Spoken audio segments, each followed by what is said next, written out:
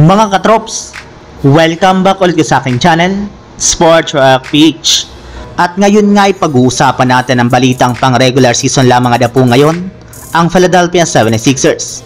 Pag-uusapan na rin nga natin dito sa ating panibagong video, ang rason bakit nga ba ganado maglaro ngayon si Anthony Davis at ang kanyang mga teammates kontra sa Portland Trail Blazers.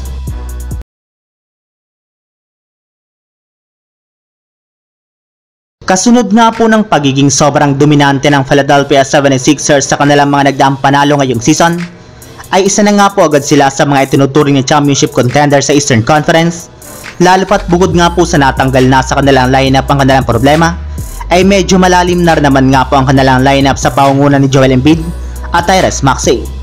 Pero may ilang mga analysts at fans pa rin naman nga po ang hindi naniniwala at nagdududa pa rin naman sa kakayahan ng 76ers ngayong season.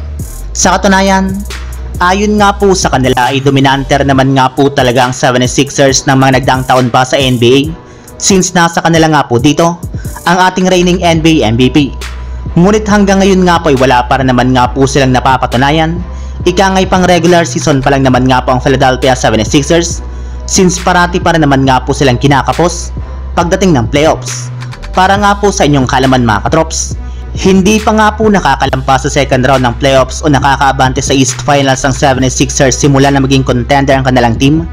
Kaya hanggat wala pa nga po silang napapatunayan, ay mananatili pa rin nga po silang isang regular season team.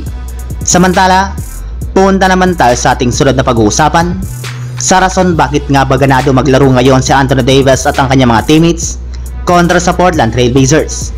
Katulad nga po ng napag-usapan natin mga katrops, dahil nga po sa pinakitang team effort ng Lakers, ay nakuha nga po nila ang panalo sa kanilang game kontra sa Portland Trail Blazers kahit man wala sa kanilang lineup si LeBron James. Kaya marami na nga po sa kanilang mga fans ang tuwang-tuwa sa ginawa ngayon ng kanilang kupunan.